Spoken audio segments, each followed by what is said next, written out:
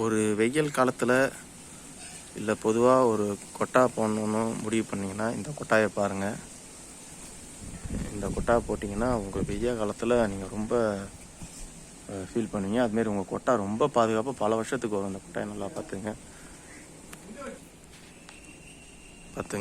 என்ன இது தகர ஷீட்டாக இருக்குது, இது எப்படி வெய்ய தாங்குன்னு தானே பார்க்குறீங்க. இதே நல்லா இதை மட்டும் நல்லா நோட் பண்ணிக்கோங்க. சுற்றி வந்து காத்தோட்டத்துக்கு வந்து இந்தமாரி ஒரு மரப்பு ரொம்ப கம்மி தான்.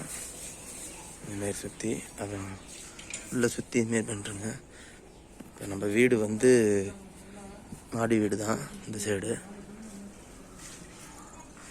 ஃபுல்லாக ஒரு மாடி வீடாக இருந்தாலும் அங்கே யாரும் இருக்க மாட்டோம். அதிகமாக இங்கே தான் ஸ்பெண்ட் பண்ணுவோம். காரணம் என்னென்னா, அப்படியே இங்கே பாருங்கள், மேலே வந்து உள்ளே நீங்கள் வெளில பார்க்கும்போது தகர ஷீட்டு தானே இருந்துச்சு. உள்ளே பார்த்தீங்களா ஃபுல்லாக வந்து கீத்துக்குட்டா ஒரு ஃபேனு.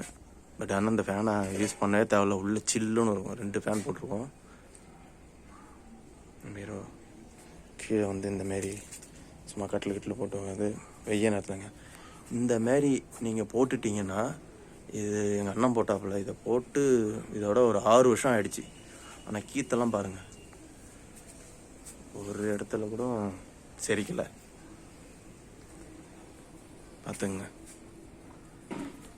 போட்டிருக்க அந்த கட்டெல்லாம் பாருங்கள். கயிறு கூட அப்படியே 6 வருஷத்துக்கு கயிறை பார்த்தீங்களா. கீத்து இதோட 6 வருஷம் ஆயிடுச்சு ஃபுல்லாக. சின்ன சின்ன கேப். ஆனால் இந்தமாரி கட்டுறதுனால நாங்கள் கீத்து கம்மியாக வச்சு கட்டணும். கீத்து செலவும் கம்மி தான். ரொம்ப எட்ட வச்சு கீத்து தான் கட்டிடுவோம். அப்புறம் அந்த கேப் தெரியுது. இருந்தாலும் மழை தண்ணி ஒன்றும் இறங்காது.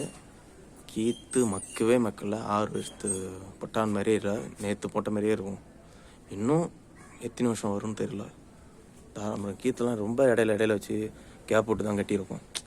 ஏன்னா நம்ம கீத்து கொட்டாயாக கட்டினா நெருக்க கட்டணும்.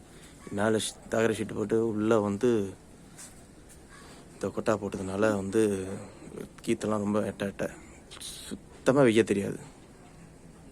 எங்கள்